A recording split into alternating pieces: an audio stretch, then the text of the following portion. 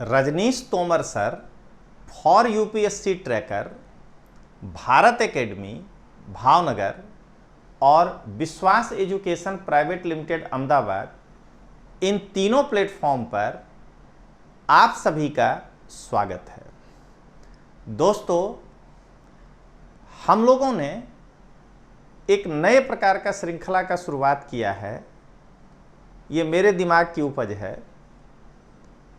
कि आईएएस और भारत के जो 5-6 हिंदी भाषी राज्य हैं, जहां से मैं बिलोंग करता हूं, बिहार, उत्तर प्रदेश, मध्य प्रदेश, राजस्थान, इन सब राज्यों में जो क्लास 1-2 का एग्जाम होता है, उसके प्रश्न पत्रों का जो विषय मैं पढ़ाता हूं, इसीलिए ये UPSC Rajneesh Singh Tomar sir for UPSC tracker हैं आपके लिए। जो विषय मैं पढ़ाता हूं उसका सॉल्यूशन लेकर के मैं आपके सामने आऊं, और यह अब अनवरत यूट्यूब पर चलते रहेगा। और केवल सॉल्यूशन लेकर नहीं आऊं दोस्तों, व्याख्यात्मक हल लेकर आऊं। तो मैं अपने एकेडमी में इतिहास, भूगोल, संविधान और साइंस एंड टेक्नोलॉजी पढ़ाता हूं। गुणवत्ता वही रहे, इसके लिए हमने इन चारों विषय का सॉल्यूशन देने का फैसला किया है। तो उसके अंतर्गत दोस्तों हमने आईएएस का, इसके पहले आप वीडियो देख सकते हैं, हिस्ट्री, पॉलिटी और साइंस एंड टेक, इन तीन का व्याख्यात्मक हल हमने आपको दिया है।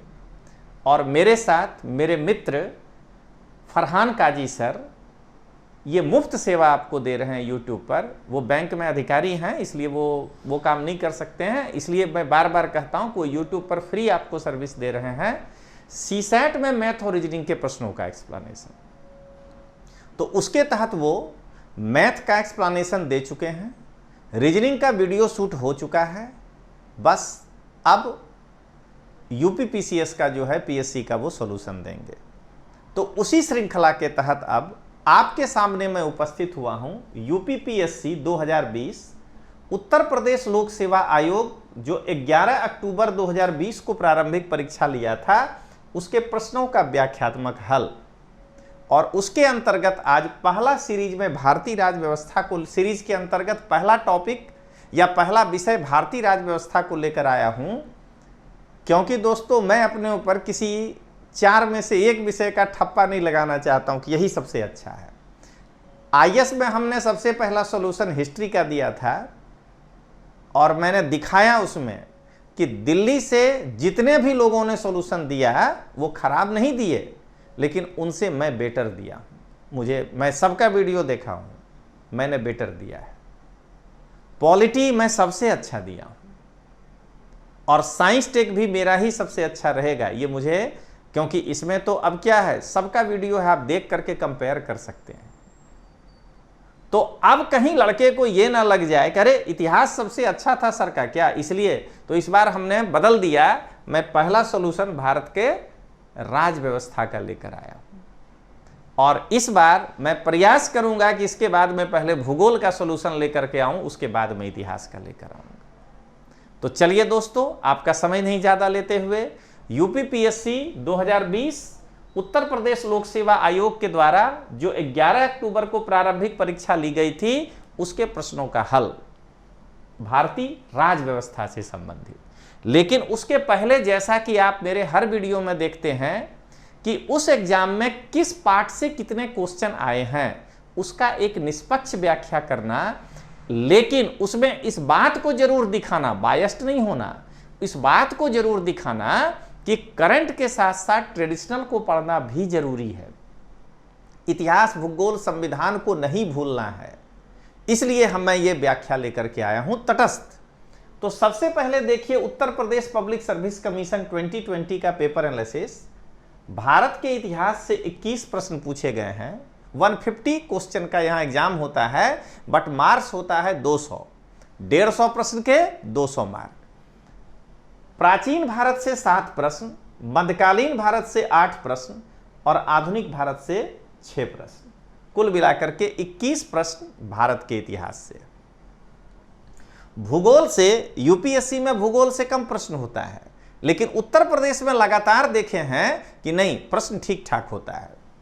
भूगोल से 25 प्रश्न पूछे गए हैं, जिसमें भौतिक भूगोल से 2, विश्व के भूगोल से 10 और भारत के भूगोल से 13। अब इसमें यदि आप चाहें तो भौतिक भूगोल के कुछ प्रश्न को फिजिकल बना दीजिए, अरे पर्वत और देश उसको कहीं भी रख सकते हैं, तो उसमें आप आगे पीछे कर सकते हैं। भारत के संविधान से 22 प्रश्न पूछा गया, जिसमें ट्रेडिशनल 21 और करंट 1। तो आप यदि देखें तो 21 और 25 46 और भारत का संविधान 22, 46 और 22 68 बनता है दोस्तों। और जहां पे लोग एक्सपेक्टेड कट ऑफ 120 के आसपास मार्क्स में बता रहे हैं, यानी 90 क्वेश्चन के आसपास, 150 क्वेश्चन का 200 होता है, तो गुना कर लीजिए, चूंकि 150 प्रश्न बराबर गुना कर लीजिए कि एक प्रश्न कितने का बनता है। काहे को परेशान होना है, हर चीज अपने हाथ में भाई। चूंकि 150 प्रश्न लाइव बनाने का 200 मार्क का, तो एक प्रश्न जो है 200/150 मार्क का, यानी कि 4/3 मार्क का, 1.33 मार्क का। अब 120 मार्क यदि लोग बता रहे हैं, तो चूंकि 4/3 mark is equal to 1 question, तो इसलिए 120 mark is equal to 120/4 × 3, 90 question सही होना चाहिए 150 में से। ये सेफ बता रहे हैं, 90 से 100 के बीच में। तो दोस्तों अब जरा देखिए इस चीज को, और ये गुजरात के लड़कों के लिए बहुत बड़ा चैलेंज है।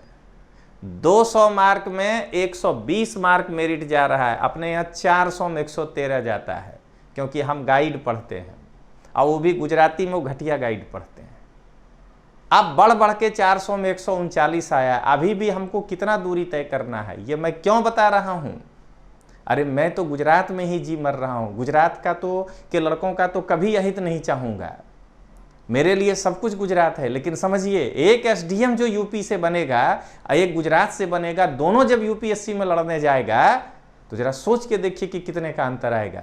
यहां 139 400 में मेरिट जा रहा है। क्यों? क्योंकि हम ये दिमाग से निकाल ही नहीं पा रहे हैं कि ये लोग कचरा लिख रहे हैं। हमको दिल्ली के गाइड नहीं, दिल्ली के टेक्स्ट बुक को पढ़ना है। तो 90 क्वेश्चन मिनिमम है दोस्तों। 90 में से आप देख लीजिए 25 और 21 46 और 22, 25 और 21 46 और 22 68 क्वेश्चन, ये 3 विषय मिलकर बनता है।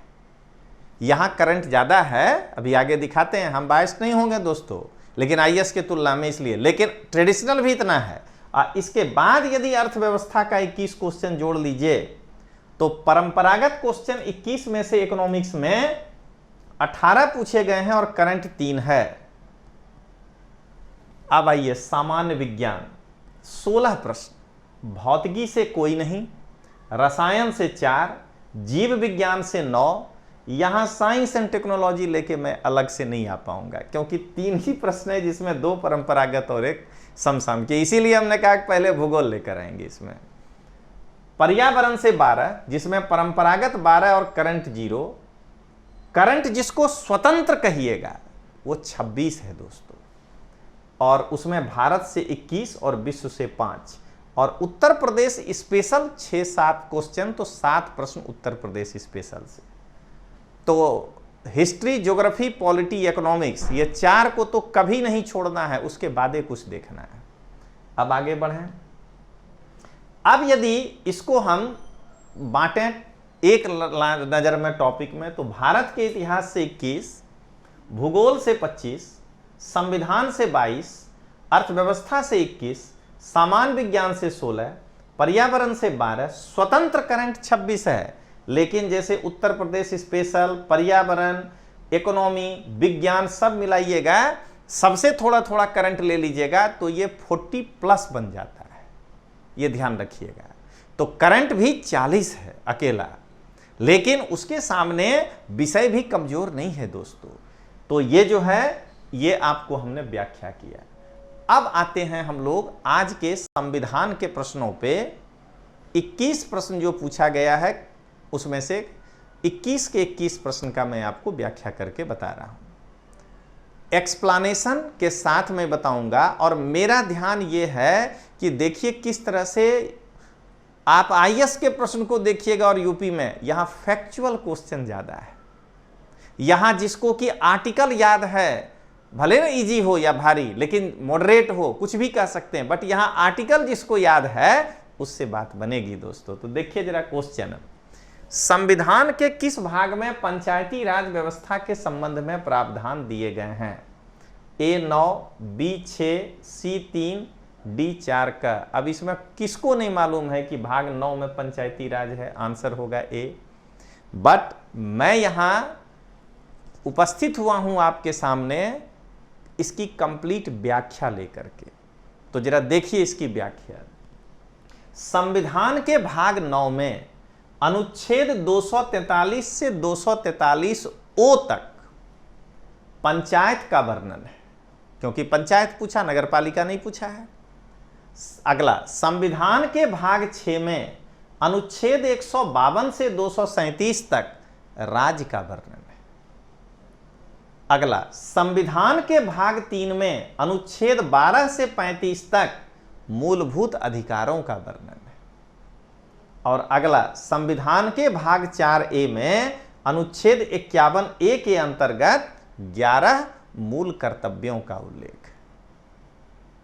घबराइएगा नहीं, लेट लगेगा, बट सबका पीपीटी मैं अभी लिख देता हूं। आप यदि उस क्या कहते हैं टेलीग्राम चैनल को सब्सक्राइब कर लेंगे तो वहां आपको सबका मिल जाएगा। अब आज से आईएएस वाला हम वहां रखने लगे हैं, तो आपको हिस्ट्री का आज दिख जाएगा पीपीटी, ये व्याख्यात्मक हल। तो क्या देख रहे हैं, चारों आपको हमने बताया आर्टिकल के साथ। अब आइए अगला क्वेश्चन, भारतीय संघात्मक व्यवस्था में तृतीय तल कब जोड़ा गया?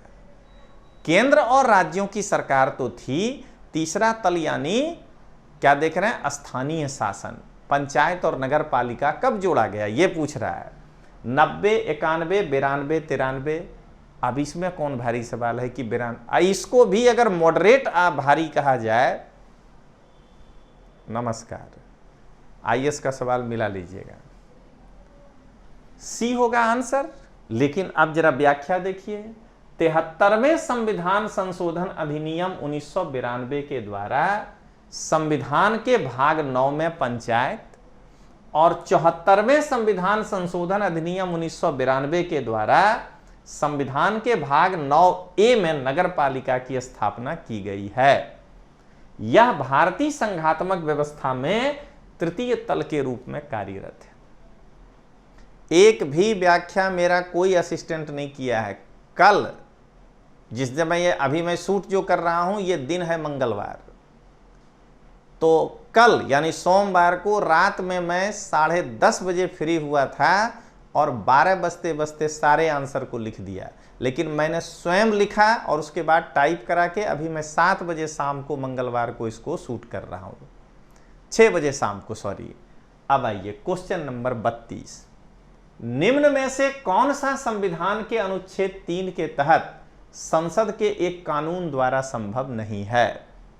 नए राज्यों का गठन, राज्यों के क्षेत्रों में परिवर्तन, राज्यों की सीमाओं में परिवर्तन, नए राज्यों का प्रवेश।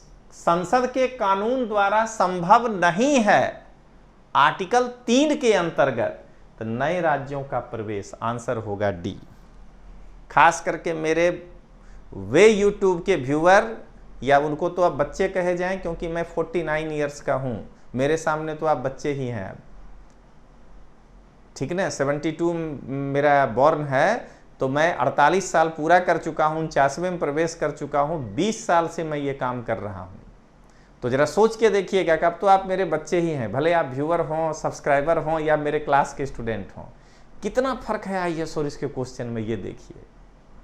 मैं ही व्याख्या करने आया था, जरा उस व्याख्या को देखिए, एक तनावपूर्ण माहौल था, ठीक ना। इतना अनुभव के बाद भी कई बार डर लगता था कि अरे आंसर ये तो नहीं हो जाएगा, कहीं गलत तो नहीं हो जाएगा।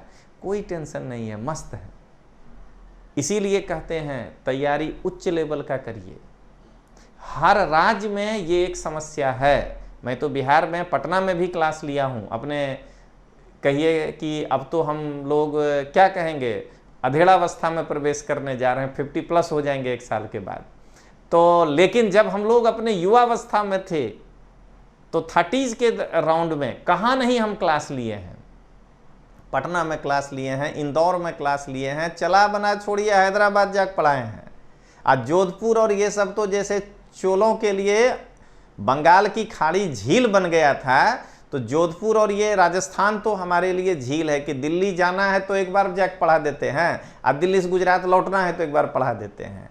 तो ऐसा कोई भी राज्य नहीं है जहां हम नहीं गए हैं पढ़ाने अपने उस दौर में, इतिहास हो पॉलिटी हो। तो हम हर जगह जहां भी गए, हम हर जगह एक ही बात बोले, why MPPSC only, why UPPSC only, why BPSC only, why RPSC only. अरे लेवल बढ़ाओ। ये तो दरवाजे पर आके कहेगा कि आप PT पास हैं अगर हम IAS का अच्छे से तैयारी करेंगे। हाँ, हमने राज्य में हर लड़के को कहा अपने समय में कि जो भारत का चीज है, हम GPSC में भी यही कहते हैं, वो आप IAS के लेवल का पढ़िए, मत पढ़िए चीला चाली टीचरों से।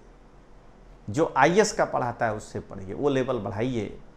और जो आप अपने राज्य का पढ़ते हैं, मध्य प्रदेश का इतिहास, मध्य प्रदेश की संस्कृति, राजस्थान का इतिहास, राजस्थान की संस्कृति, राजस्थान का भूगोल, वो वहीं के लोकल टीचर से पढ़िए, वो बेस्ट पढ़ाएगा। बस इतना ही करना है। आप अपने राज्य में हैं, बस IAS का तैयारी करिए, इतिहास, भूगोल, संविधान, साइंस टेक, फिजिक्स, केमिस्ट्री, इसमें कोई समझौता नहीं करिए, इसमें UPSC लेवल का पढ़िए। और उसके साथ जो है अपने राज्य का इतिहास, भूगोल, संस्कृति और करेक्ट पढ़ना है, वो आप वहाँ के लोकल से पढ़िए। Think global, touch with local, ये ध्यान रखिए, अपने आप होगा। गुजरात में भी यही सीन है। गुजरात का कल्चर 34 प्रश्न आता है, वो लोकल लोग अच्छा पढ़ाएंगे। अब भारत का इतिहास रजनीश तोमर से अच्छा गुजरात में कोई पढ़ा ही नहीं सकता है, क्योंकि वो जो है IAS का पढ़ाता है। पॉलिटी सवाल ही नहीं है, भीष्म पितामह है। तो जहां भी आपको IAS का टीचर मिले, ये करिए तैयारी। क्यों स्टेट? देखिए कितना इजी लगेगा आपको जब आप IAS का करेंगे। आप खुद महसूस करिए ना कि तोमर सर क्या इतना खुलकर थे जब पॉलिटी का बताते थे, हल्का सा लगता था, बार बार कहते थे प्रिंटिंग मिस्टेक हो सकता है, ठीक है, आज कुछ नहीं कह रहे हैं। तो अब आइए इसका D पढ़ें। अनुच्छेद 3 के अंतर्गत संसद विधि द्वारा नए राज्यों का गठन और वर्तमान राज्यों के क्षेत्रों, सीमाओं या नामों में परिवर्तन कर सकती है। 3 में इतना ही है, नए राज्यों का प्रवेश नहीं दे सकती है। अनुच्छेद 2 के अंतर्गत एकदम ओरिजिनल आर्टिकल पढ़ रहे हैं, इसीलिए कहते हैं बेयर एक्ट से अच्छा कोई नहीं है। अनुच्छेद 2 के अंतर्गत, और यूपी का जो एग्जाम दिए हैं, जो बच्चे हमें यूपी वाला सुन रहे हैं होंगे, सेंट्रल लॉ एजेंसी की जो प्रकाशन की किताब है भारत का संविधान, बेयर एक्ट, जो 2 भाषा में, बस पॉकेट वाला रखिए पास में, कुछ करने की जरूरत नहीं है, सब क्वेश्चन फंस जाएगा। अनुच्छेद 2 के अंतर्गत संसद विधि द्वारा ऐसे निबंधनों और शर्तों पर जो वह ठीक समझे संघ में नए राज्यों को प्रवेश दे सकेगी या उसकी स्थापना कर सकेगी।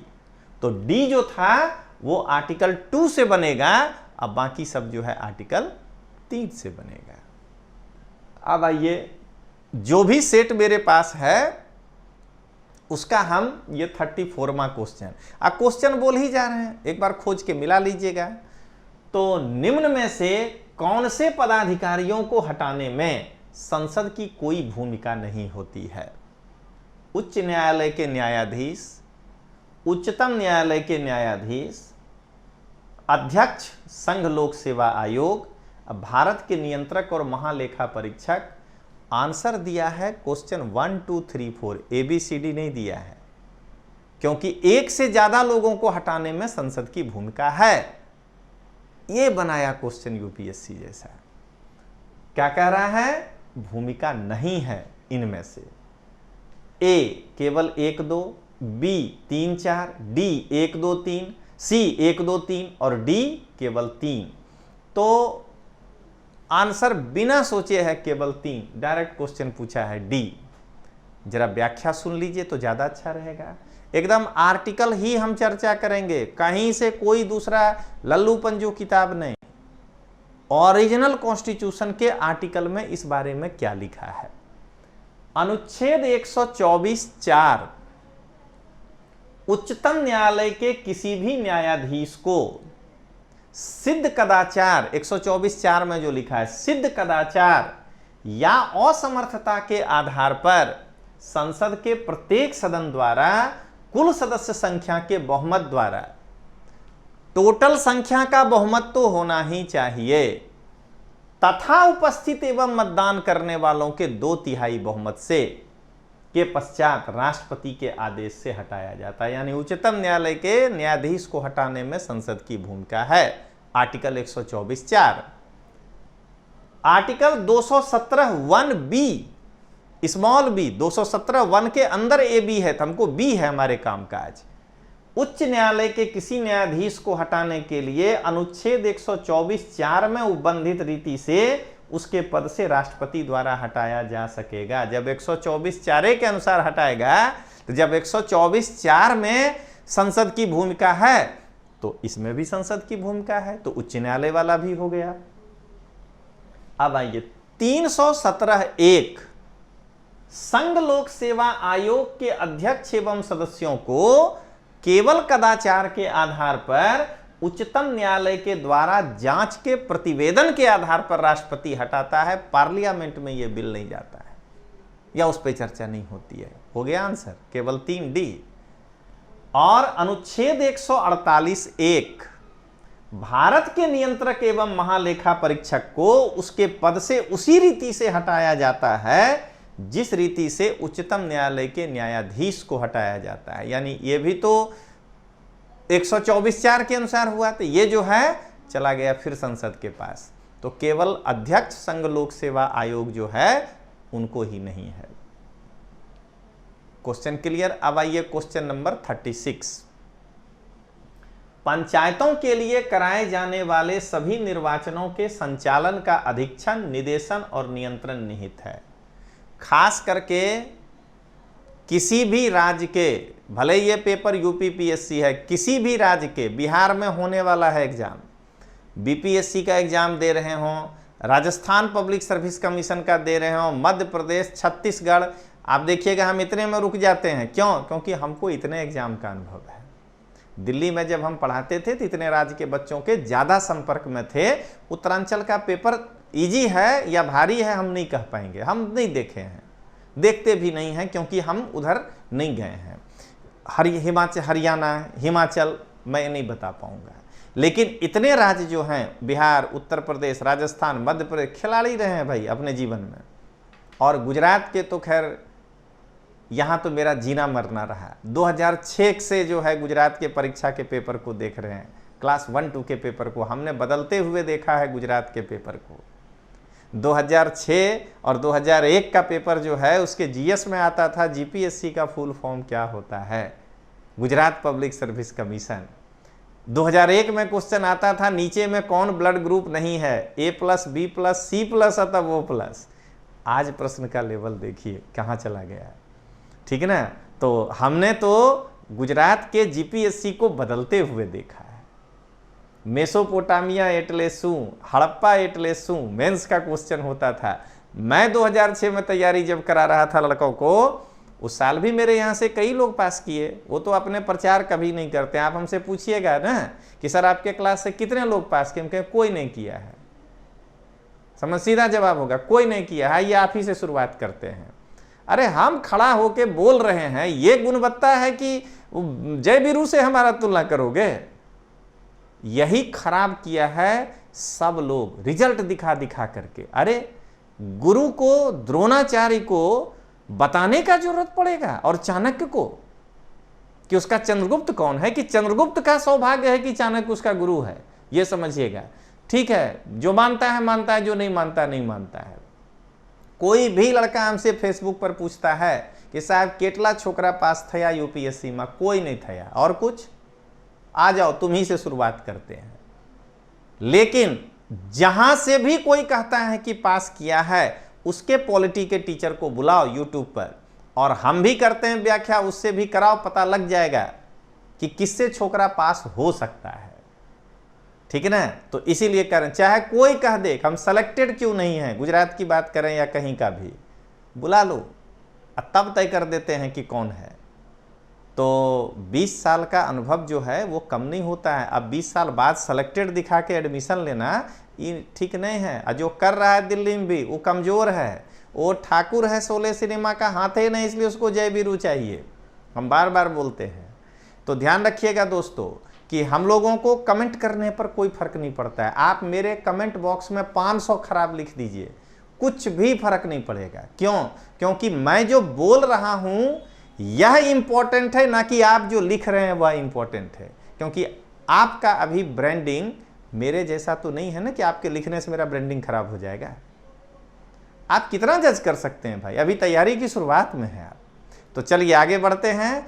मैं कह रहा हूं किसी भी राज्य का तैयारी करने वाले लड़के को बगल के स्टेट का पेपर जरूर देखना चाहिए। वो एक पैरामीटर होता है कि इसी लेवल का रहे। गुजरात के लड़के भी ध्यान रखिएगा, मध्य प्रदेश का एग्जाम आगे आएगा, अभी तो उसका एक पीटी का रिजल्ट जो है फंसा हुआ है, जो अभी जस्ट आया होगा। बिहार में आने वाला है, और राजस्थान तो एकदम मस्त होकर इंतजार कर रहा है कि कब आएगा कब आएगा कब आएगा। और गुजरात में तो डेट दिया हुआ, कोरोना के कारण नहीं आया। तो चलिए आगे देखते हैं। पंचायतों के लिए कराए जाने वाले सभी निर्वाचनों के संचालन का अधीक्षण, निदेशन और नियंत्रण निहित होता है राज्यपाल में, भारत के निर्वाचन आयोग में, जिला पंचायत राज अधिकारी में और राज्य निर्वाचन आयोग में। यहां पर साफ है कि निर्वाचन में ही होगा, निर्वाचन आयोग में। आंसर होगा डी। हम हमेशा पॉलिटी में बेयर एक्ट से बढ़िया किसी किताब को नहीं मानते हैं, कोई नहीं है। पढ़िए, देखिए डायरेक्ट आर्टिकल, अनुच्छेद 243 के ओरिजिनल आर्टिकल पढ़िए न, काहे को इधर उधर जाए, मूड़ी पुछड़ी पकड़ने से कोई फायदा है।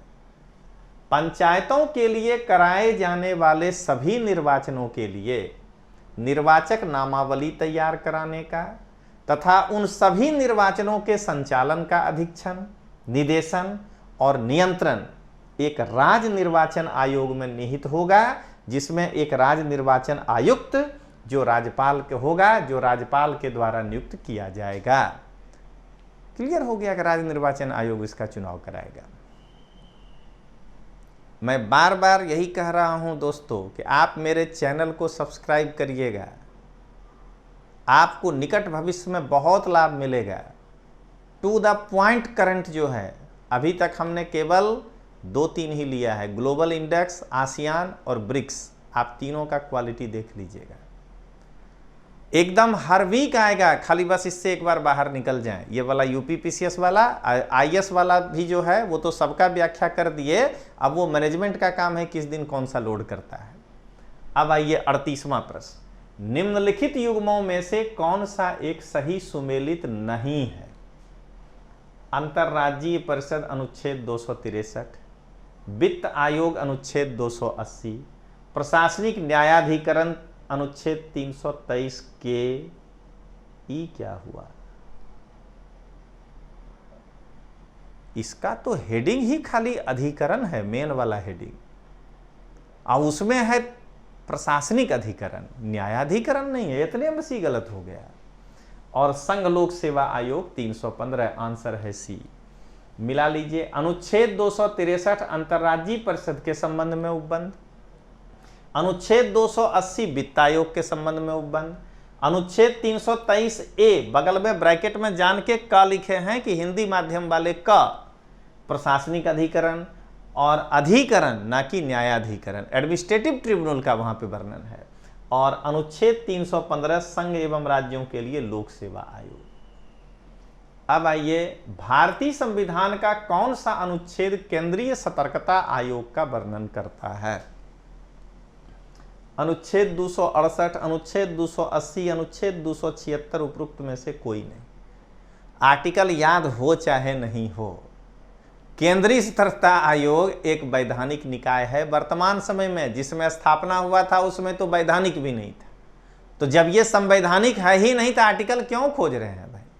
मस्त रहिए, अटिक मारिए डी में और खुश रहिए कि हमारा तो सही सही सही है, क्योंकि केंद्रीय सतर्कता आयोग संवैधानिक निकाय ही नहीं है, ठीक ना, ये वैधानिक निकाय है। आंसर है डी। अब व्याख्या सुन लीजिए कि जो आर्टिकल का वर्णन किया उसमें क्या लिखा है। अनुच्छेद 268 संघ द्वारा उद्ग्रहित किए जाने वाले किंतु राज्यों द्वारा संग्रहित एवं विनियोजित किए जाने वाले शुल्क। अनुच्छेद 280 वित्त आयोग। अनुच्छेद 278 निरसित, खत्म कर दिया गया है, रिपील्ड। अब आइए सतर्कता आयोग को जाने। केंद्र सरकारी भ्रष्टाचार की जांच के लिए एक सर्वोच्च निकाय के रूप में 1964 में केंद्रीय सतर्कता आयोग का गठन किया गया था। क्या देख रहे हैं? 1964 में एक सतर्कता आयोग का गठन किया गया था। वर्ष 2003 में इसे संसद ने वैधानिक निकाय का दर्जा प्रदान किया। इसमें एक मुख्य सतर्कता आयुक्त और 2 अन्य सतर्कता आयुक्त होते हैं। 25 अप्रैल 2020 से श्री संजय कोठारी भारत के मुख्य सतर्कता आयुक्त हैं। याद करिए मेरा सफर यूट्यूब का, Rajneesh Tomar sir for UPSC tracker. Hindi भाषी लड़के इसी को सब्सक्राइब करिएगा। कारण आप अगर राइट हैंड साइड में भारत एकेडमी को अगर हिंदी भाषी राज्य के लड़के सब्सक्राइब कर लीजिएगा तो कुछ नहीं समझ में आएगा। ये हमारा प्योर और प्योर गुजराती मीडियम का यूट्यूब चैनल है, ठीक है।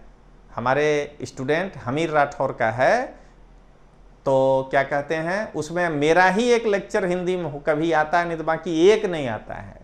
गुजरात के लड़के अगर इसको सब्सक्राइब करेंगे तो अत्यंत फायदे में रहेंगे, क्योंकि गुजराती का चीज आपको मिल जाएगा। विश्वास एजुकेशन में करेंगे तो इसका मोटो 2 है। ये गुजरात को भी ध्यान में रखे हुए है और भारत को भी रखे हुए, विश्वास एजुकेशन। तो वहां अगर सब्सक्राइब करिएगा तो आपको कई बार जो मेरे गुजरात के टीचर होंगे उनका भी लेक्चर आएगा, तो उस दिन आप परेशान हो जाएंगे कि वो प्योर गुजराती में होगा। जैसे अभी 2 लेक्चर हिनल मैडम का आया था बायोलॉजी में। अब मेरा तो कहीं भी आएगा तो हिंदी में ही आएगा। लेकिन अगर हिंदी भाषी राज्य का लड़का Rajneesh Tomar sir for UPSC tracker को किया तो उस यूट्यूब चैनल पर एक भी गुजराती कोई भी प्रकार का लेक्चर उसमें नहीं आएगा। इसलिए हिंदी भाषी राज्य के लड़के Rajneesh Tomar sir for UPSC tracker ही सब्सक्राइब करिएगा। बहुत जल्द मेंस का भी आपको हम अपना क्वालिटी दिखाएंगे। पिछले साल के प्रश्नों को लेकर आएंगे कि आपको कैसे लिखना चाहिए, और जो लोग पेपर का सॉल्यूशन दिए हैं मार्केट में उनका क्या हाल है वो भी दिखा देंगे। और अगर हिंदी भाषी लड़के विश्वास को कर लेते हैं सब्सक्राइब तो कोई नुकसान नहीं होगा, बट उस दिन बर्दाश्त करना होगा जिस दिन आएगा गुजराती में। अब गुजरात के लड़के यदि भारत एकेडमी को भी सब्सक्राइब करते हैं तो कोई प्रॉब्लम नहीं है। गुजरात प्योर गुजराती में जो कुछ भी है वो आपको मिलेगा। तो आप तीनों ही चैनल को सब्सक्राइब कर सकते हैं। लेकिन Rajneesh Tomar sir for UPSC tracker only Hindi भाषी राज्य के लिए है, विश्वास एजुकेशन दोनों के लिए है, और भारत एकेडमी केवल और केवल गुजराती लड़कों के लिए है, गुजराती मीडियम के लिए। यहाँ पर आपको क्लास 3 के परीक्षा से रिलेटेड सबसे ज़्यादा इंफॉर्मेशन मिलेगा और उतना गुणवत्ता फिर कहीं नहीं मिलेगा। पीएसआई, कांस्टेबल, तलाटी, इन सब के लिए मेरे विश्वास एजुकेशन के चैनल और मेरे Rajneesh Tomar sir for UPSC tracker में आईएएस और सभी राज्यों के क्लास 1-2 के नीचे कुछ नहीं मिलेगा। ध्यान रखिएगा। रीट, नमस्कार, मुझे अनुभव ही नहीं है तो मैं कैसे कराऊंगा, ठीक ना। हाँ, पेपर होगा तो उसके भारत वाले पार्ट का व्याख्या कर देंगे, बट में मजा आता है आरपीएससी का व्याख्या में, यूपी पीएससी का व्याख्या में, मध्य प्रदेश के व्याख्या में और आईएएस के व्याख्या। तो रजनीश तोमर सर में वही आएगा। अब विश्वास में गुजरात के परीक्षाओं का आएगा, क्लास 3 नहीं आएगा, उसके लिए भारत एकेडमी इस तरह से है। तो चलिए आगे देखें। राष्ट्रीय महिला आयोग के निम्न अध्यक्षों पर विचार कीजिए। जयंती पटनायक, ममता शर्मा, गिरिजा व्यास, डॉक्टर पूर्णिमा आडवाणी, इनकी नियुक्ति का सही कालानुक्रम नीचे दिए गए कूट से चुनिए। 2134, 2314, 1342, 1432। जयंती पटनायक सबसे पुरानी है और पूर्णिमा आडवाणी 2001 के आसपास थी, तो क्या कहते हैं 1432 में ही जाएंगे डी। अब सबका कार्यकाल देख लीजिए। सॉरी, पूर्णिमा आडवाणी 2002 है। जयंती पटनायक 3 फरवरी 1992 से 30 जनवरी 1995 तक राष्ट्रीय महिला आयोग की अध्यक्षा रही। ममता शर्मा 2 अगस्त 2011 से 1 अगस्त 2014 तक। डॉक्टर गिरिजा व्यास 2 टर्म रही हैं वहां की महिला आयोग की अध्यक्षा, 16 फरवरी 2005 से 15 फरवरी 2008 तक और 16 फरवरी 2008 से 8 अप्रैल 2011 तक। और डॉक्टर पूर्णिमा आडवाणी 25 जनवरी 2002 से 24 जनवरी 2005 तक। अब वर्तमान में राष्ट्रीय महिला आयोग की अध्यक्षा है रेखा शर्मा। अब आइए क्वेश्चन नंबर 44। भारतीय संविधान के अनुच्छेद 371 या जे होगा ये, ठीक ना, के देख लीजिए ना, ABCDEFG ऐसे करके के अंतर्गत देश के किस क्षेत्र को विशेष स्थिति प्रदान की गई है। मैंने 71 या के अंतर्गत किस क्षेत्र को विशेष स्थिति मिला है। तो नागालैंड, हैदराबाद और कर्नाटक, महाराष्ट्र और गुजरात, लद्दाख। तो ऑब्वियसली बी है हैदराबाद और कर्नाटक। देख लीजिए बना डायरेक्ट फैक्चुअल। हाँ, फैक्ट्स थोड़ा डीप है कि भाई स्टेट लेवल का लड़का आप 371 या क्यों नहीं पूछेगा। 70 अगर हटाया गया है, 70 में संशोधन किया गया है, तो फिर वहां पर आपकी जिम्मेदारी है कि क्या संविधान में और भी जगह है क्या किसी राज्य को विशेष दर्जा, तो हम उसको भी देखें, इसलिए क्वेश्चन पूछा है। आइए, अनुच्छेद 371 में महाराष्ट्र एवं गुजरात राज्यों के संबंध में विशेष उपबंध है। अनुच्छेद 371 ए कैपिटल हिंदी माध्यम के लिए क, नागालैंड राज्य के संबंध में विशेष उपबंध है। अनुच्छेद 371 जे ABCDEFGHIJ 371 या हैदराबाद एवं कर्नाटक राज्यों के संबंध में विशेष उपबंध। लद्दाख का वर्णन नहीं है, ठीक ना, क्योंकि लद्दाख जब जम्मू कश्मीर के साथ था तो 370 में था। जोड़ के दिया ना सवाल, देख रहे हैं ना, इसीलिए कह रहे हैं कि कैसे पूछेगा ये आपको भी नहीं पता, इसलिए एक बार पहले ट्रेडिशनल सब पढ़ जाइए। 46 निम्नलिखित में से कौन सा एक सही सुमेलित नहीं है। मूल कर्तव्य भाग 4 का, राज भाग 6, भारत का महान्यायवादी भाग 13 ई कहां लेके चला गया भाई। 5 बने हैं।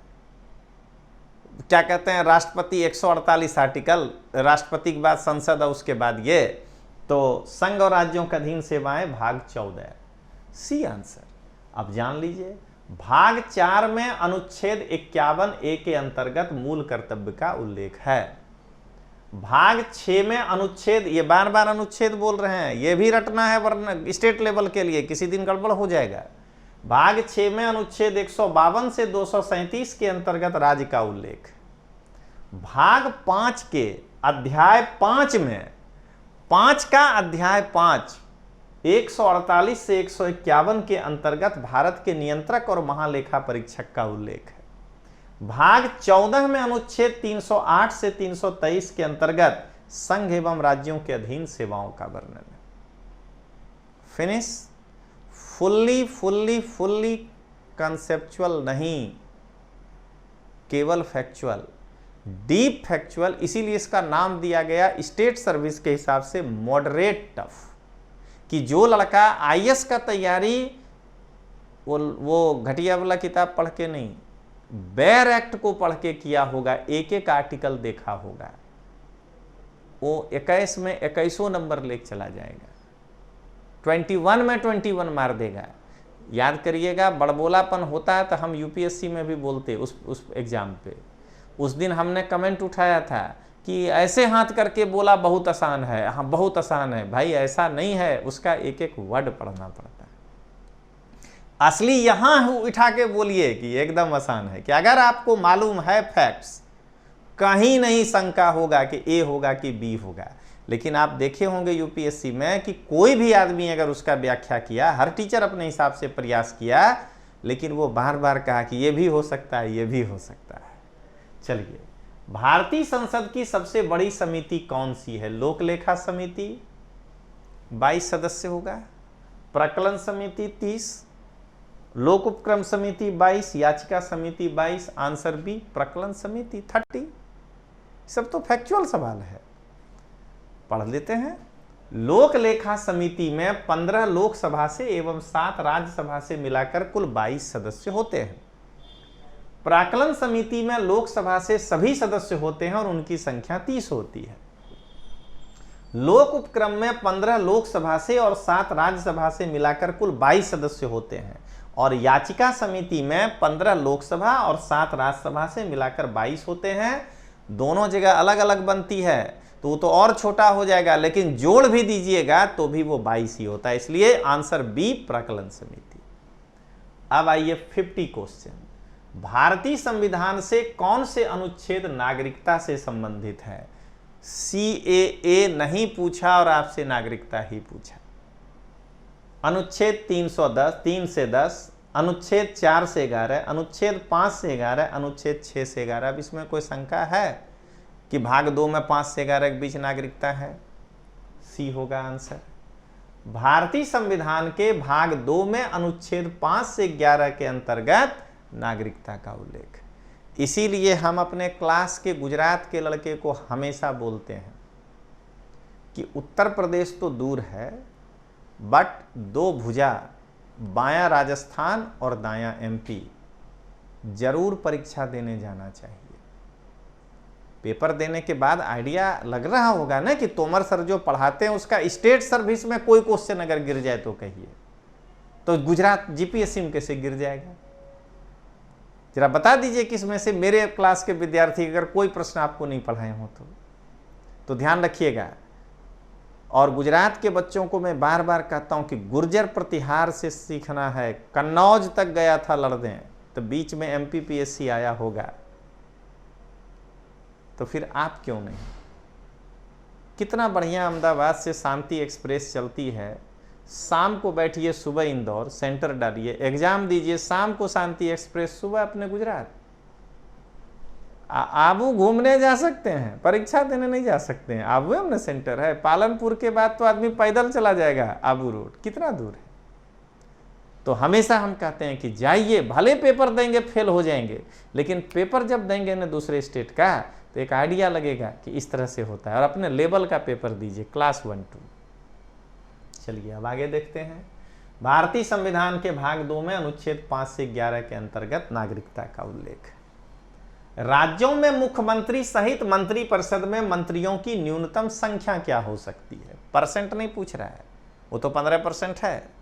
कम से कम कितनी हो सकती है? क्योंकि अगर किसी राज्य में 40 ही सीट होगा तो वहां तो 15% लगाइएगा तो 15 चौका 60, 6 मंत्री में काम चलाना पड़ जाएगा। तो आप इसको देखिए, आंसर है बी 12 मंत्री होगा। जरा पढ़िए आर्टिकल कि एकदम डायरेक्ट लिखा है। आर्टिकल 164 1A, इसे संविधान के 91वां संशोधन अधिनियम 2003 के द्वारा अंतर्स्थापित किया गया। किसी राज्य की मंत्रिपरिषद में, अब क्या है सुनिए, मुख्यमंत्री सहित मंत्रियों की कुल संख्या उस राज्य की विधानसभा के सदस्यों की कुल संख्या के 15% से अधिक नहीं होगी, परंतु किसी राज्य में मुख्यमंत्री सहित मंत्रियों की संख्या 12 से कम नहीं होगी। ये 164 1A में लिखा हुआ है, जिसको 91वां संशोधन से जोड़ा गया है। बैरक्ट का महत्व समझ में आ रहा है ना? कोई भी प्रकाशन का किताब नहीं पढ़ना है। रजनीश तोमर भी लिखा है पॉलिटी, नहीं पढ़ना है। पहले बैरक्ट को दबा के पढ़ना है 3 बार, आर्टिकल दिमाग में घुस जाए, उसके कोई किताब खोल के पढ़िए, आपको सब लग जाएगा कि अच्छा गंगा इसी हिमालय से निकली है, समझ गए ना? अच्छा यमुना इसी हिमालय से निकली है। उत्तर भारत की सभी नदियां लगभग हिमालय से ही निकलती है, ध्यान रखिएगा। तो ये जो है ये यहाँ पे प्रश्न है। अब आइए 56, भारत के सर्वोच्च न्यायालय ने संविधान के आधारभूत ढांचे के सिद्धांत को स्पष्ट किया। गोलकनाथवाद 1967, इसी टाइप का क्वेश्चन यूपीएससी में भी था, पानी पिला दे रहा था, ठीक ना। केशवानंद भारतीवाद 1973, शंकरी प्रसादवाद 1951, सज्जन सिंह वाद 1965 में। अब जरा पूछिए उन करंट अफेयर्स के मैगजीन वालों से कि केशवानंद भारती का जो पूरा जन्म कुंडली लेके आ गए थे कि कहाँ जन्म हुआ था और कहाँ पर जो है शिक्षा ग्रहण किए थे, पूरा अब एकदम 8 घंटा केशवानंद भारती, दोनों जगह में क्या पूछा, संविधान से वास्ता रखना है, केशवानंद भारती से नहीं रखना है, सज्जन सिंह से नहीं रखना है। इसीलिए हम हमेशा कहते हैं कि 370 में बदलाव आया है तो कश्मीर जान के अभी क्या करिएगा, पहले 370 जानिए कि उसमें क्या कहता है, इतिहास पढ़िएगा तो कश्मीर जान लीजिएगा। और यही पढ़ा पढ़ा के दिल्ली वाला कोचिंग वाला आपको परेशान किया है। चलिए देखिए, तो सीधा केशवानंद भारती है, इसमें सवाल में कुछ है ही नहीं, लेकिन मैं व्याख्या अलग ढंग से करूंगा। मैं अपने से हाथ से लिखा हूं एक एक व्याख्या।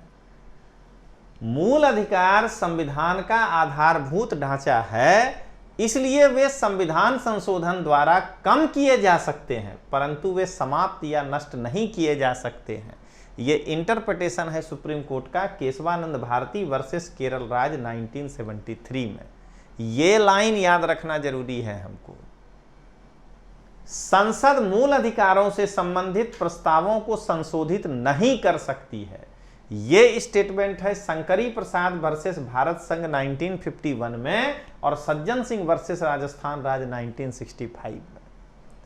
संसद मूल अधिकारों को संशोधित नहीं कर सकती है तथा 13(2) में वर्णित शब्द विधि संवैधानिक संशोधन विधि को भी शामिल करती है, ये कहा है गोलकनाथ वर्सेस पंजाब राज 1967 में।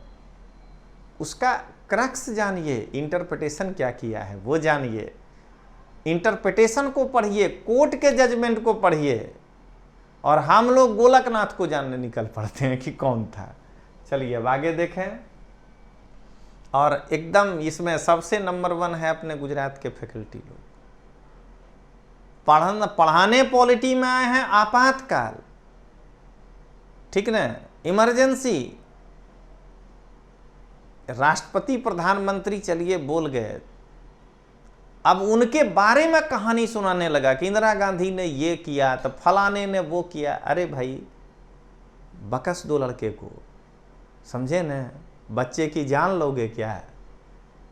बच्चे को आपातकाल पढ़ाओ कि क्या प्रोविजन है संविधान में, वो नहीं पढ़ा रहे हो और फालतू चीज बके जा रहे हो।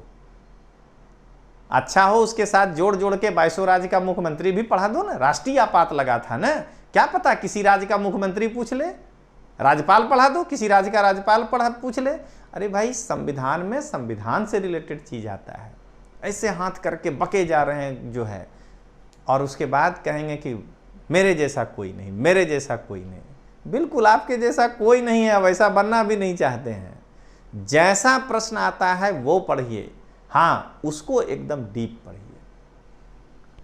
58 क्वेश्चन, निम्नलिखित में से कौन सा 58 नंबर क्वेश्चन एक सही सुमेलित नहीं है? अनुच्छेद 39A सामान्य न्याय एवं निःशुल्क विधिक सहायता, अनुच्छेद 40 ग्राम पंचायतों का संगठन, सी अनुच्छेद 44 सामान्य नागरिक संहिता, डी अनुच्छेद 48 न्यायपालिका का कार्यपालिका से पृथक्करण। बस यही डी गलत है और कुछ सोचना ही नहीं है, 50 आर्टिकल है वो। ये वाला यूपीएससी में भी पूछा था, देख रहे हैं क्वेश्चन मिल रहा है, यूपीएससी में भी पूछा था न्यायपालिका का पृथक्करण। अनुच्छेद 39A क्या है हेडिंग संविधान में? सामान्य न्याय एवं निःशुल्क विधिक सहायता। अनुच्छेद 40 क्या है हेडिंग? ग्राम पंचायतों का संगठन। अनुच्छेद 40 नागरिकों के लिए एक समान सिविल संहिता। अब चूंकि एक तरफ 48 रखा है तो 48 में क्या है? कृषि एवं पशुपालन का संगठन। उसके सामने कार्यपालिका से न्यायपालिका का पृथक्करण रखा है, तो वो है अनुच्छेद 50 के अंतर्गत। अब आइए क्वेश्चन नंबर 60। 1 से 51 आर्टिकल टिप्स पे होना चाहिए, बट ऊपर ऊपर नहीं, बढ़िया से।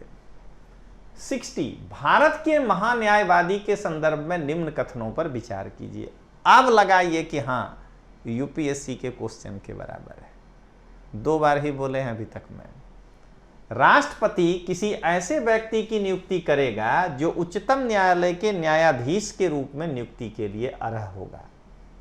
दूसरा, महान्यायवादी इतना पारिश्रमिक प्राप्त करेगा जो संसद अवधारित करे। नीचे के दिए गए कूट से सही उत्तर चुनिए। ए केवल 1, बी केवल 2, सी 1 और 2 दोनों, डी ना तो 1 और ना ही 2। आंसर है ए केवल 1। फिर से याद दिला दें जो लोग लेट जुड़े होंगे, Uttar Pradesh public service commission के द्वारा एसडीएम डीवाईएसपी के लिए जो परीक्षा, वहां उसको अपर सबऑर्डिनेट कहते हैं, के लिए 11 अक्टूबर को जो परीक्षा लिया गया, वहां 2 पेपर का एग्जाम होता है, GS1 और GS2। GS1 में भारतीय संविधान से रिलेटेड जो क्वेश्चन पूछा गया उसका व्याख्या लेके आए हैं, और GS2 CSAT है। तो उसमें भी जो मैथ रीजनिंग है वो हम प्रॉमिस नहीं कर रहे हैं, बट काजी सर से बात करेंगे, अगर उनको टाइम होगा तो आपको करवा देंगे।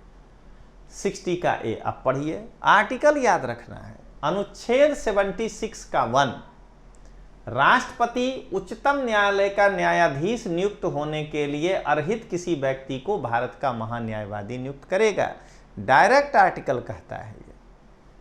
अब आइए अनुच्छेद 76(4), महान्यायवादी राष्ट्रपति के प्रसाद पर्यंत पद धारण करेगा और ऐसा पारिश्रमिक प्राप्त करेगा जो राष्ट्रपति अवधारित करे, ना कि संसद। इसीलिए कहते हैं यही थोड़ा सा है जो आपको फंसा देगा, कंफ्यूजन होने लगेगा, संसद तो नहीं करेगा। अब आइए 62, क्वेश्चन नंबर 62। ये क्वेश्चन हुआ कि यस यूपीएससी। 3, नीचे 2 कथन दिए गए हैं जिनमें से एक को कथन ए और दूसरे को कथन आर कहा गया है। कथन ए, भारतीय संघात्मक व्यवस्था को अर्ध संघात्मक कहा गया है। आर, भारत में एक स्वतंत्र न्यायपालिका है जिसे न्यायिक पुनर्निरीक्षण का अधिकार है। ये तो क्लियर हो गया कि ए इसका आंसर नहीं होगा, कि ए और आर दोनों सही तो हो सकता है, बट व्याख्या तो बिल्कुल नहीं कर रहा है। नीचे के कूट में से सही आंसर चुनिए। आंसर हम जाएंगे इसमें बी, क्योंकि पढ़िए, प्रोफेसर वियर ने भारतीय संघात्मक व्यवस्था को अर्ध संघात्मक व्यवस्था कहा, और भारत की न्यायपालिका को न्यायिक पुनराविलोकन तो है ही, जुडिशियल रिव्यू, और उसके साथ साथ यह स्वतंत्र है। अब आइए आर्टिकल 64, निम्न में से किस पर गतिरोध दूर करने हेतु लोकसभा और राज्यसभा की संयुक्त बैठक हो सकती है। एकदम ध्यान रखिएगा इस क्वेश्चन को। राजस्थान, मध्य प्रदेश, बिहार से लड़के जो हैं वो, ये मेरा व्हाट्सएप नंबर है, ये मेरा पर्सनल है 6355391928। आप कितने लोग हमको सुनते हैं ये हमें मालूम नहीं है, लेकिन अगर मुझे ये पता चल जाए कि नहीं बिहार से भी हमारा विद्यार्थी 50 के भी संख्या में सुन रहा है, हम तो उसमें भरोसा करते हैं। आप व्हाट्सएप करिएगा हमको अगर आप देख रहे हो तो आपके एग्जाम तक में अच्छे अच्छे प्रश्नों का मैं इस तरह से वीडियो लेक्चर के माध्यम से आपको क्वेश्चन आंसर कराऊंगा। और आप मेरे Rajneesh Tomar sir for UPSC tracker में यूट्यूब चैनल में तो आप हैं तो ही हमको देख रहे हैं, इसी नाम से मेरा टेलीग्राम चैनल भी है, आप जुड़ जाइए, आपके लिए पेपर भी रख देंगे आने वाले लेकिन हाँ ध्यान रखना है कि मैं 4 विषय का ही रिस्क लूँगा, इतिहास, संविधान, भूगोल, साइंस एंड टेक्नोलॉजी, चलिए, और करंट जो मैं दूंगा ना करंट, वो मिला के देखिएगा परीक्षा के बाद। इस पर भी आ रहे हैं धीरे धीरे, चिंता मत करिएगा। तो चलिए, निम्न में से किस पर गतिरोध दूर करने के लिए लोकसभा और राज्यसभा की संयुक्त बैठक हो सकती है? सामान्य विधेयक, धन विधेयक, संवैधानिक संशोधन विधेयक और विनियोग विधेयक। सीधी सी बात है, सामान्य विधेयक ही होगा ए, बट जरा व्याख्या सुनिए।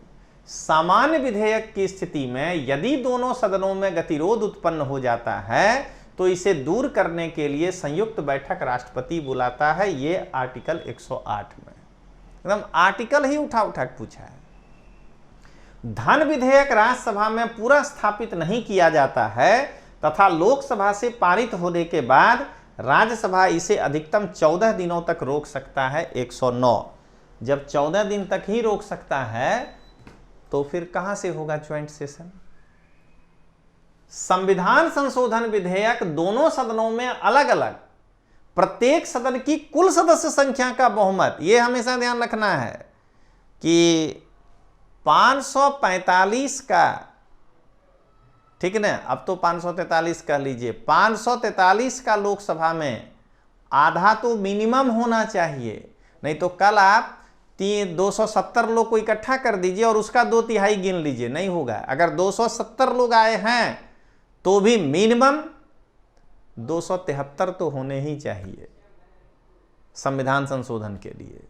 हां, अगर 543 आ जाता है और वह जो है 272 के आंकड़ा से 2/3 ज्यादा हो रहा है तो 2/3 गिनेंगे। तो कुल सदस्य संख्या के बहुमत द्वारा और उस सदन में उपस्थित एवं मत देने वाले सदस्यों से कम 2/3 बहुमत द्वारा पारित होना चाहिए, आर्टिकल 368।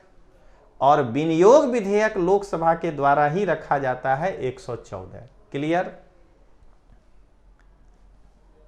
आर्टिकल 68, सूची 1 को सूची 2 से सुमेलित करिए। सूची 1 अनुच्छेद, सूची 2 प्रावधान। अनुच्छेद 61 राज्यसभा के उपसभापति को हटाना। अनुच्छेद 67 ख राष्ट्रपति पर महाभियोग, ए का 2 होगा। अनुच्छेद 94 उपराष्ट्रपति को हटाना। अनुच्छेद 90 स्पीकर को हटाना। ए का देख लीजिए 2 में 2 आ गया और डी में सब में 1 है। हम जाएंगे सी में, आंसर इसका होगा आंसर सी 2, 3, 4, 1। देख लीजिए अनुच्छेद 61 राष्ट्रपति पर महाभियोग। अनुच्छेद 67 बी ख आपके लिए उपराष्ट्रपति को हटाना। अनुच्छेद 94 स्पीकर को हटाना और अनुच्छेद 90 राज्यसभा के उपसभापति को हटाना। अब आइए, भारत की संविधान सभा ने निम्न में से किस तिथि को राष्ट्रीय ध्वज को अपनाया? 22 जनवरी 1950, 24 जनवरी 1950, 22 जुलाई 1947, 22 जुलाई 1948। सी 22 जुलाई 1947 को संविधान सभा ने राष्ट्रीय ध्वज को अपनाया। अब आइए 74वां क्वेश्चन, और शायद लग रहा है कि अब हम लास्ट पे आ गए, तो एक बार फिर कहते हैं दोस्तों, बेहतरीन और बिना लाग लपेट के और अच्छा रॉ मटेरियल आपको पेश करेंगे, जो ऑथेंटिक होगा वही। इसलिए मेरे चैनल को सब्सक्राइब करिए। हम हाथ जोड़ के प्लीज़ नहीं कहेंगे, आप सब मेरे बच्चे के समान हैं और हम लोग की उम्र का टीचर हाथ नहीं जोड़ता है, हम गार्जियन हैं आपके। आप जरा सोचिए कि हमसे हाथ जोड़वाइएगा, आपको अच्छा लगेगा, नैतिकता ये कहेगा। इसलिए आप सब्सक्राइब करिए, आपको अच्छा चीज़ मिलेगा। विकास अनुवीक्षण और मूल्यांकन कार्यालय जो दीर्घकालिक नीति का अनुवीक्षण करता है, निम्न में से किस कार्यालय के अंतर्गत आता है? प्रधानमंत्री कार्यालय, गृह मंत्रालय, मंत्रिमंडलीय सचिवालय, नीति आयोग। आंसर है डी, नीति आयोग। विकास अनुवीक्षण एवं मूल्यांकन कार्यालय नीति आयोग के अंतर्गत आता है। तो इस प्रकार से दोस्तों हमने Uttar Pradesh public service commission के संविधान के 21 के 21 क्वेश्चनों का विथ व्याख्यात्मक हल आपके सामने रखा। बाकी राज्य के लड़कों के लिए सिर्फ और सिर्फ एक संदेश है, अभी मैं खोलूंगा नहीं बात, कि वेट करिएगा, बहुत जल्द तोमर सर शुद्ध हिंदी मीडियम में आपके लिए आ रहे हैं। अपना जो 4 विषय पढ़ाते हैं वो चारों लेकर आएंगे अकेला आदमी, और वही गुणवत्ता देंगे। 400 घंटे की क्लास होगी उसमें, तब मैं आपको तब आपको मैं उसका एड करूंगा। और गुजरात के लड़कों के लिए संदेश है इसके द्वारा कि क्यों पड़े हो चक्कर में, कोई नहीं है टक्कर में, काहे को टाइम बिगाड़ रहे हैं अपना। आइए रजनीश तोमर के पास और बेहतरीन चीज लेकर के जाइए। कम से कम ये 4 विषय में तो आपको शुद्ध और खालिश चीज मिलेगा। तो चलिए दोस्तों, मिलते हैं हम लोग यूपीपीसीएस के अगले एक्सप्लेनेशन के लिए। वादा नहीं करेंगे भूगोल, हो सकता है आ जाए, बट इतिहास भूगोल में से कोई एक आएगा। और एक आध टॉपिक अभी मेरा हमको लगता है कि बचा हुआ है यूपीएससी में, भूगोले बचा हुआ है, तो ज्योग्राफी और पर्यावरण को मिला करके मैं लेके आऊंगा पेपर, चिंता मत करिए, वो व्याख्या मैं करूंगा। तो अगला एक और बच रहा है भूगोल और इन्वायरमेंट, यूपीएससी का, वो लेकर आऊंगा। और यूपीपीसीएस का तो अभी सीरीज चलेगा। तो मिलते हैं दोस्तों, जय हिंद, जय भारत।